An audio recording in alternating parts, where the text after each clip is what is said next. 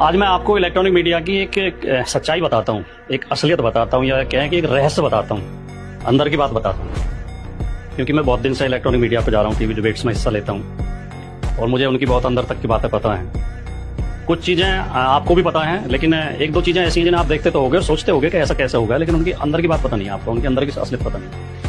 ये जो खासतौर से न्यूज़ चैनल जो टीवी डिबेट्स करते हैं उसमें जो ऑडियंस बैठाते हैं, इन दोनों की आपको मैं असलियत बताना चाहता हूँ। ये दोनों प्रायोजित चीजें होती हैं, स्पॉन्सर्ड होती हैं, पहले से तय होती हैं। चैनल वाले अपने चुने हुए लोगों को ऑडियंस में बैठाते हैं और उनको ये बताते हैं कि जब बीजेपी का प्रवक्ता बोलेगा तो उस पर आपको ताली बजानी है, विपक्ष का प्रवक्ता बोलेगा तो ताली नहीं बजानी है।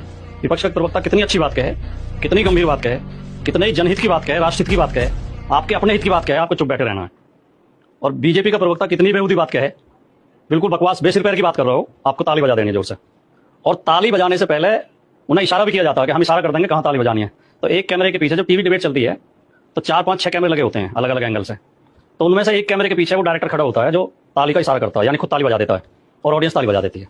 तो ये खेल आप अक्सर देखते होगे, जब टीवी डिबेट्स देखते होगे तो आप देखते होगे कि बीजेपी के प्रवक्ता की तो हल्की हल्की बातों पर भी ताली बज जाती है और विपक्ष के प्रवक्ताओं की किसी भी गंभीर बात पर भी ताली नहीं बजती, किसी अच्छी बात में भी। बहुत बढ़िया बात उन्होंने अगर कही है, बहुत तर्कपूर्ण बात कही है, बहुत ज्ञान की बात कही है, बहुत तथ्य की बात कही है, तो अभी ऑडियंस चुप बैठी रहती है। ऑडियंस को इसका मतलब अच्छी नहीं लगी वो बात और ताली नहीं बजती। तो उससे ऐसा लगता है, नॉर्मल लोगों को, सामान्य लोगों को देखने में ऐसा लगता है कि इनकी बात लोगों को अच्छी नहीं लगी।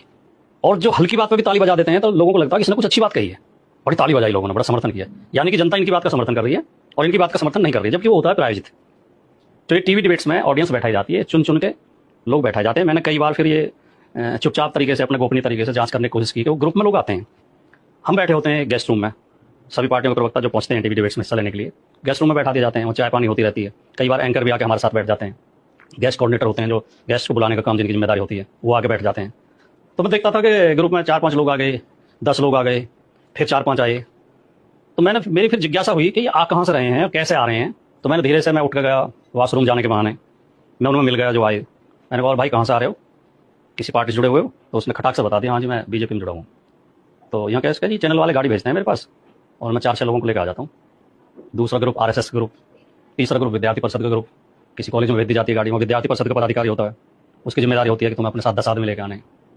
कोई महिलाओं का ग्रुप, तो वो भी बीजेपी से जुड़ी होती हैं, बजरंग दल, विश्व हिंदू परिषद, इनसे जुड़े हुए लोग होते हैं। तो ये इनकी असलियत है। फिर इन्हें सवाल लिख के दिए जाते हैं, चैनल की ओर से सवाल लिख के दिए जाते हैं।